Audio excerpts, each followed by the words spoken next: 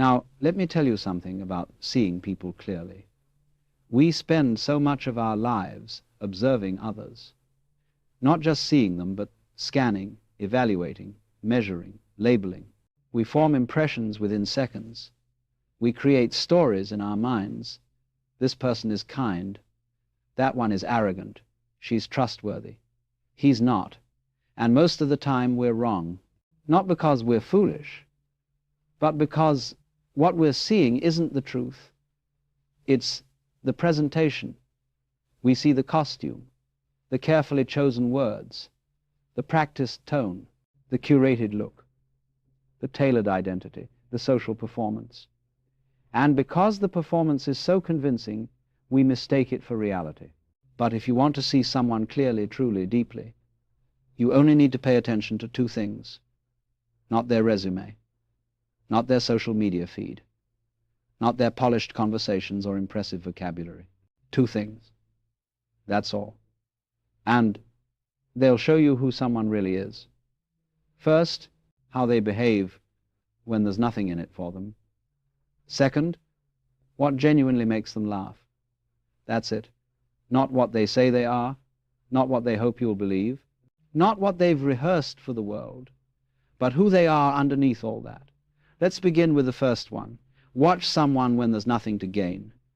No eyes on them, no advantage at stake, no benefit to be earned. Just a quiet moment, unnoticed, uncelebrated. Do they still act with decency? Do they still choose kindness? Do they still treat others with care? Because a lot of people are lovely when they're being watched. A lot of people are generous when generosity gets them praise. A lot of people are humble when humility is fashionable. But what happens when the lights are off? What happens when no one important is watching? That's when the mask slips. You see, the true test of character isn't how you act in public.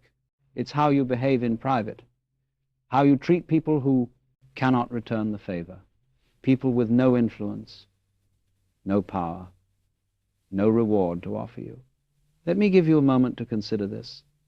Think of someone you know, a co-worker, a relative, a teacher. Now think about how they treat the cleaner, the barista, the delivery driver.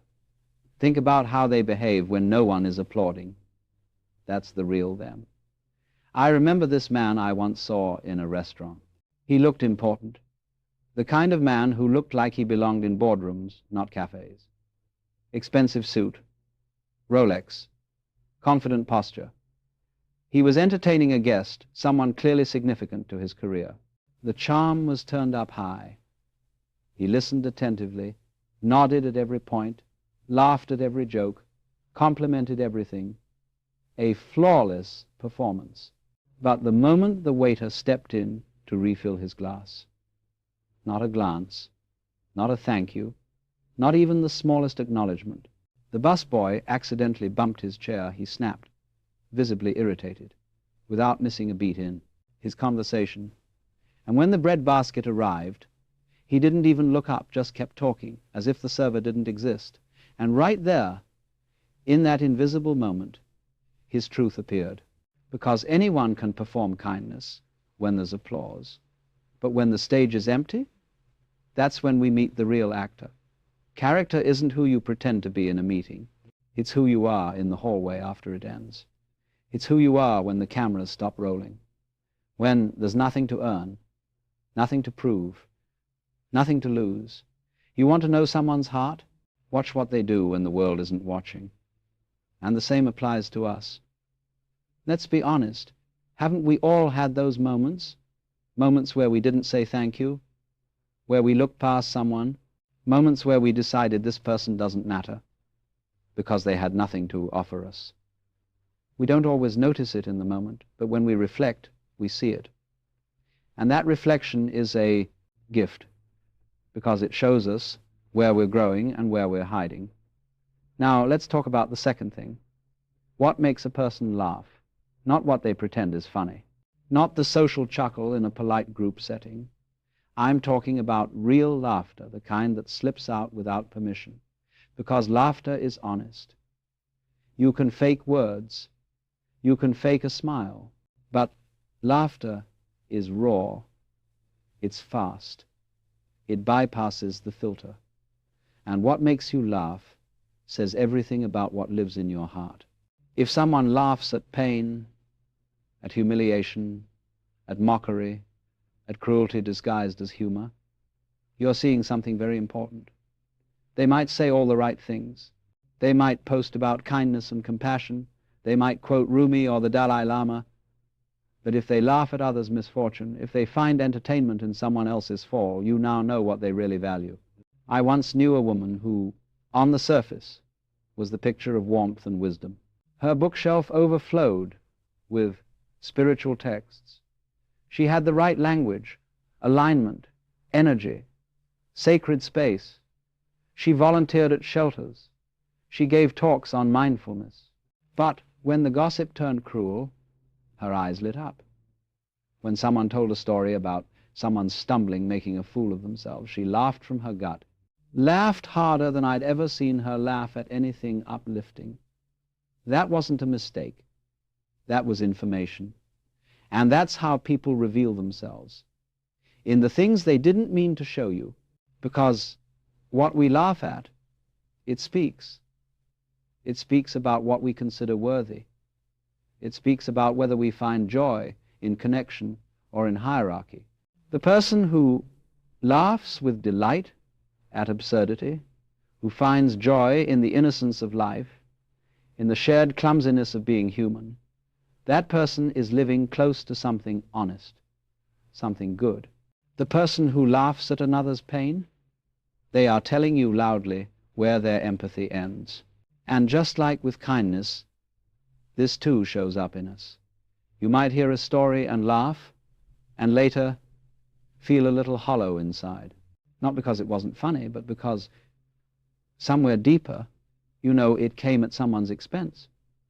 You know the laughter came from superiority, not solidarity. And again, this is not a moment to judge yourself. It's a moment to see yourself. Because without awareness, we keep performing. But once we become aware, we can change. You might be wondering, is it really that simple? Can a person be understood through just these two things? And to that, I say, no one is ever fully understood. We're all complex, messy, layered, contradictory. But these two signs, they cut through the noise. They pierce the mask. Because both kindness without reward and laughter without control are unguarded. There are moments when the strategic self relaxes, moments when we're just being. Every day, we encounter performances. We meet people in costume. We fall in love with characters, not humans. We follow images, not souls. But these two moments, how they act when no one's watching, and what they laugh at when they forget to hide, these show you something deeper. There was once a teacher I respected. He spoke eloquently about compassion, about the illusion of ego. He seemed like someone who had truly arrived, someone you'd want to learn from. But over time, cracks appeared. He dismissed students he considered unimportant, ignored the workers who kept his home clean, and laughed a sharp, dismissive laugh when someone stumbled in front of him. Eventually, I saw it. The performance was spiritual. But the core was still status, still hierarchy, still ego. And what made it worse? He didn't know. He believed his own performance.